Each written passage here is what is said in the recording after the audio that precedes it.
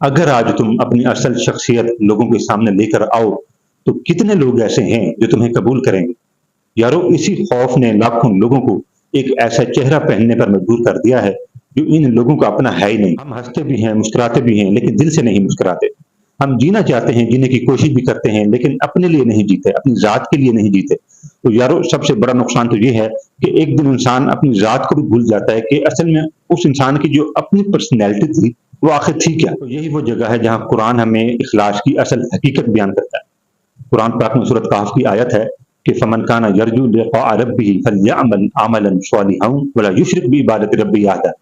اب اس کا مفہوم یہ ہے کہ جو انسان اپنے رب سے ملاقات کا خواہش مند ہے اس انسان کو چاہیے کہ وہ نیک عمل کرے، جو وہ اپنے رب کے لیے عبادت کرتا ہے، اپنے رب کی پوجا کرتا ہے، اپنے رب کو سجدہ کرتا ہے، اس میں کسی کو شریک نہ کرے۔ ہر انسان چاہتا ہے کہ لوگ اسے پسند کریں۔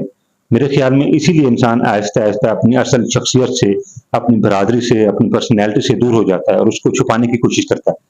پھر یہ انسان وہی بولتا ہے جو یہ لوگ، جو یہ معاشرہ سننا چاہتے ہیں۔ پھر یہ انسان وہی بننے کی کوشش کرتا ہے جو یہ معاشرہ، جو یہ دنیا دیکھنا چاہتی ہے۔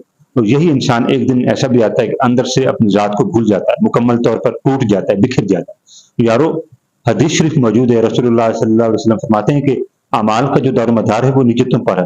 جب ہم اپنے معیار کو، اپنی ترجیحات کو، اپنی پرسنالٹی کو اور اپنی برادری کو اپنی فرسٹ پریورٹی میں شامل نہیں کریں گے تو پھر ہمارا معیار، ہماری شخصیت نہ لوگوں کو راضی کر پائے گی نہ اللہ کو راضی کر پائے گی۔ تو اسی لیے ہماری فرسٹ پریورٹی ہماری برادری، ہمارا قبیلہ اور ہماری اپنی پہچان ہونی چاہیے۔ اسلام بھی تو یہی کہتا ہے۔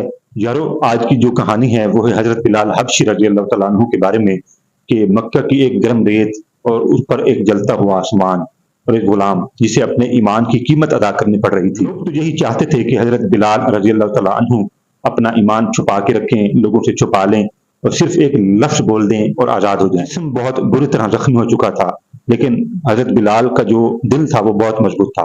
اسی لیے ہر سانس کے ساتھ آپ کی زبان سے اور آپ کے دل سے جو آواز نکلتی تھی وہ یہی ہوتی تھی کہ احد احد۔ ظلم اپنی انتہا تک پہنچ گیا، ظلم اتنا کیا گیا کہ ظلم حد سے بڑھ گیا، لیکن یارو ایمان نہ بدلا، کیونکہ حضرت بلال رضی اللہ تعالیٰ عنہ نے اپنی موت کو گلے لگا لیا لیکن ایمان کو قربان نہیں کیا اور نہ ہی انہوں نے اپنی پہچان کو چھپانے کی کوشش کی۔ یارو انہوں نے لوگوں کی رضا کی بجائے اللہ کی رضا کو چن لیا اور اللہ کی رضا کو پریورٹی دی، اور وہی غلام اسلام کی عزت بن گیا اور قیامت تک کے لیے اپنے ایمان کی استطاعت کی مثال بن گیا۔ جو انسان اللہ کے لیے اپنی حقیقت پر قائم رہتا ہے، اپنے معیار پر قائم رہتا ہے اور اپنی پرسنالٹی پر کھڑا ہونا سیکھ جاتا ہے، بالآخر یہ دنیا، یہ معاشرے، یہ لوگ، یہ رسم و رواج بھی اسی انسان کا احترام کرتے ہیں۔ یاد ہے شروع میں لوگ انہیں جھکانا چاہتے تھے، مارنا چاہتے تھے، اپنے ایمان سے متنفر کرنا چاہتے تھے، لیکن بعد میں وہی بلال رضی اللہ تعالیٰ عنہ کعبے کی چھت پر اذان دینے والے بن گئے۔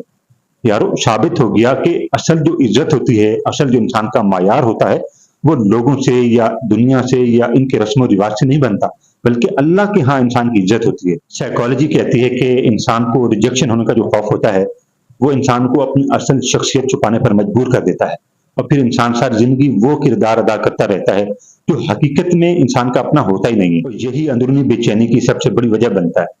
قرآن پاک کی آیت ہے سورۃ زمر میں اللہ تعالیٰ فرماتے ہیں کہ الیس اللہ بکاف عبدہ۔ اس کا مفہوم ہے کہ کیا اللہ اپنے بندے کے لیے کافی نہیں؟ اب یہ ایک لاجک ہے جو قرآن نے ہمیں بتا دیا کہ ہم اپنے اللہ کے معیار پر پورا اتریں، کیونکہ اللہ کی وہ ذات ہے جو ہمارے لیے بہتر ہے۔ ترمذی کی حدیث بھی موجود ہے، رسول اللہ صلی اللہ علیہ وسلم فرماتے ہیں کہ جس نے اللہ کی رضا کو لوگوں کی رضا پر مقدم رکھا تو اللہ تعالیٰ اسے لوگوں سے بے نیاز کر دیتے ہیں۔ تو یارو میری ایک بات ہمیشہ یاد رکھنا کہ جو انسان اپنی ذات کو، اپنے آپ کو پہچان لیتا ہے تو ایک وقت ایسا ضرور آتا ہے کہ وہ ایک ایسے راستے پر، ایک ایسی منزل پر سفر شروع کر دیتا ہے جو حقیقت میں انسان کو وہ سفر پہلے سے طے کرنا چاہیے۔ اصل جنگ لوگوں سے قبول ہونے کی نہیں بلکہ اپنے رب کے سامنے سچا ہونے کی ہے۔ جب انسان اپنی زندگی کو اللہ کے لیے جینا شروع کر دیتا ہے تو پھر لوگوں کی رائے کا جو خوف ہوتا ہے وہ بھی خود بخود کم ہونے لگتا ہے۔ سوچیں نبی علیہ الصلوۃ والسلام کی ذات پر شاعر، مجنوں اور معاذ اللہ جادوگر جیسے الزامات بھی لگائے گئے، لیکن آپ صلی اللہ علیہ وسلم ہمیشہ حق پر کھڑے نظر آئے۔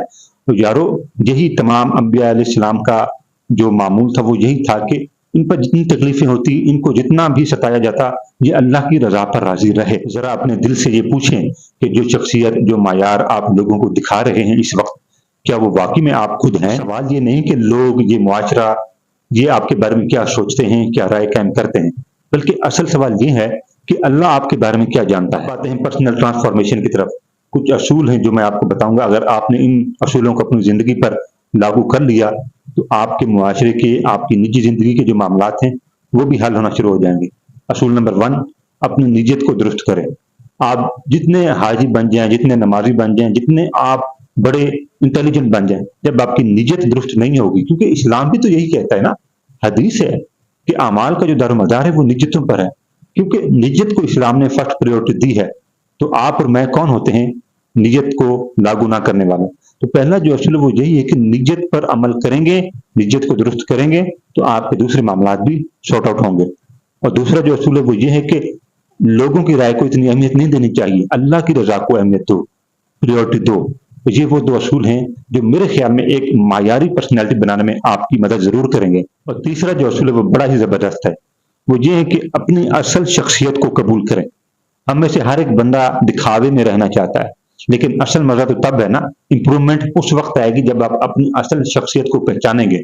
آپ یہاں ہیں، آپ یہاں ہیں، آپ جہاں ہیں، جس بھی لیول پر ہیں، اپنی اصل شخصیت کو آج ہی پہچانیں۔ اور چوتھا جو اصول ہے وہ یہ ہے کہ دکھاوے کی زندگی سے باہر ہیں کہ آپ کے پاس یہ ہے وہ ہے۔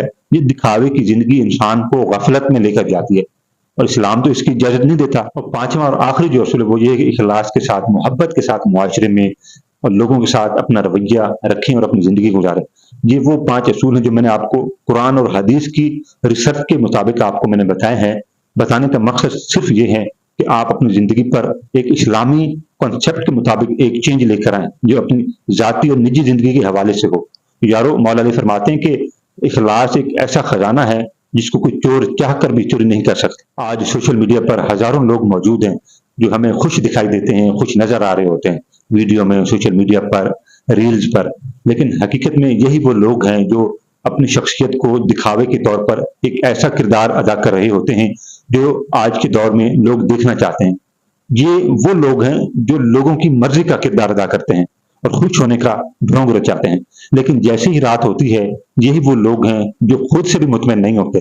تو دکھاوے کی زندگی سے باہر آئیں، کیونکہ جو لوگ دکھاوے کا کریکٹر ادا کرتے ہیں وہ لوگوں کو خوش کر سکتے ہیں، لوگوں کو امپریس کر سکتے ہیں، لیکن اپنے ضمیر کو اور اپنی ذات کو کبھی بھی راضی نہیں کر سکتے۔ سب سے بڑا جھوٹ وہ نہیں ہوتا جو تم دوسروں سے بولتے ہو، بلکہ سب سے بڑا جھوٹ وہ ہوتا ہے جو تم اپنی اصل شخصیت کو چھپا کر بولتے ہو۔